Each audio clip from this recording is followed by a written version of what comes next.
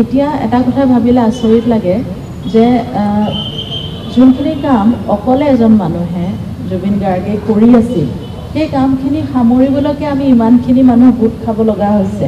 অকল আমিয়ে নহয়, আপোনালোক জড়িত হ'ব লাগিব, ৰাইজ জড়িত হ'ব লাগিব। তেওঁ অকলে কেনেকৈ ইমান বছৰ চম্ভালি আছিল, সেই কথাটো এতিয়া ভাবিলে বৰ আচৰিত লাগে। গতিকে আমি নাজানো কিমানখিনি কৰিব পাৰোঁ তেওঁৰ কামখিনি, আমি চেষ্টা কৰিম, যিমানখিনি পাৰোঁ কৰিম। আৰু চবতকৈ ডাঙৰ কথা, এই কামবিলাকলৈ আমি আগবাঢ়ি আহিছোঁ কাৰণ আমি তেওঁক জীব বিচাৰিছোঁ, তেওঁক আমাৰ মাজত জীয়াই ৰাখিব বিচাৰিছোঁ, আমি তেওঁক জীব বিচাৰিছোঁ। সেই এটা কথা যে আমি তেওঁ নাই, এই কথাটো এতিয়াও ভাবিব পৰা নাই আৰু নাভাবোঁ। সেইকাৰণে আমি তেওঁক জীব বিচাৰিছোঁ।